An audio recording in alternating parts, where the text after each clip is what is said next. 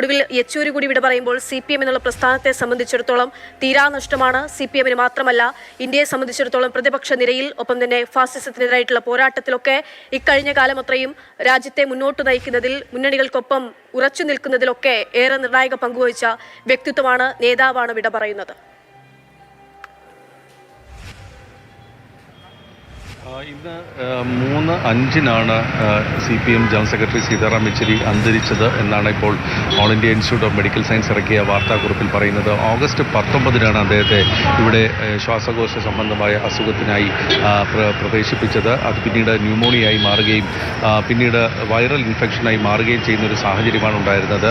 മരുന്നുകളോട് അദ്ദേഹം പ്രതികരിക്കാത്ത ഒരു സാഹചര്യത്തിൽ വിദേശത്ത് നിന്ന് മരുന്ന് ഇറക്കുമതി ചെയ്യുകയും അതോടൊപ്പം തന്നെ വിദേശത്ത് നിന്നൊരു ഡോക്ടറെ പോലും കൊണ്ടുവന്ന് ചികിത്സിക്കാനുള്ള എല്ലാ രീതിയും പരിശോധിച്ച ശേഷമാണ് ഇപ്പോൾ ഔദ്യോഗികമായി അദ്ദേഹത്തിൻ്റെ മരണവിവരം ഇപ്പോൾ എയിംസ് സ്ഥിരീകരിച്ചിരിക്കുന്നത്.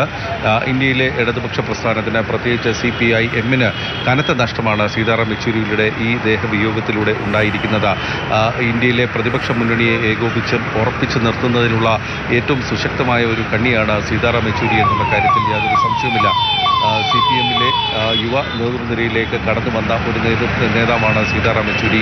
പ്രകാശ് കാരാട്ടിനൊപ്പം അദ്ദേഹം പോളിറ്റ് ബ്യൂറോയിലേക്ക് നടന്നു കയറുമ്പോൾ വിദ്യാർത്ഥി രാഷ്ട്രീയത്തിൽ നിന്നും നേരെ ശക്തമായ രാഷ്ട്രീയ പ്രവർത്തനത്തിലേക്ക് വന്ന നേതാക്കളിൽ ഒരാളാണെങ്കിലും ഇന്ത്യയുടെ രാഷ്ട്രീയത്തെ കൃത്യമായി തന്നെ പരിശോധിക്കുകയും അത് പരിശോധിച്ച് അതിനുവേണ്ടിയുള്ള എല്ലാ രീതിയിലുള്ള നടപടിക്രമങ്ങളും സ്വീകരിക്കാൻ അദ്ദേഹത്തിന് കഴിഞ്ഞിരുന്നു എന്നുള്ളതാണ് കഴിഞ്ഞ ഏതാനും വർഷങ്ങളായി നമ്മൾ നോക്കിയാൽ മനസ്സിലാക്കാൻ കഴിയുന്നത്. ഇന്ത്യയിലെ പ്രതിപക്ഷ നേതൃനിരയിലെ അതിശക്തമായ ഒരു സാന്നിധ്യമായിരുന്നു സീതാറാം യെച്ചൂരി. 96-ൽ കോൺഗ്രസിൻ്റെ പരാജയത്തെ തുടർന്ന് അന്ന് HD ദേവഗൌഡയുടെ നേതൃത്വത്തിലുള്ള സർക്കാർ അധികാരത്തിൽ വരുമ്പോൾ അതിനുശേഷം 2004-ൽ UPA സർക്കാർ രൂപീകരണവുമായി ബന്ധപ്പെട്ടും പിന്നീട് വലിയ തോതിൽ ഇന്ത്യ അലയൻസുമായി ബന്ധപ്പെട്ടും ഒക്കെ തന്നെ സീതാറാം യെച്ചൂരിയുടെ സാന്നിധ്യം അതിശക്തമായിരുന്നു എന്നുള്ളതാണ്. അദ്ദേഹത്തിൻ്റെ ഇടപെടലുകൾ, അദ്ദേഹത്തിൻ്റെ പങ്കാളിത്തം, അദ്ദേഹം അത് ഏകോപിപ്പിക്കുന്നതിന് സൂര്യത്തിനെ പോലെ തന്നെ വ്യക്തമായ നിലപാടുകൾ എടുത്തുകൊണ്ട് തന്നെ ഇതിനുവേണ്ടി പ്രവർത്തിച്ചു.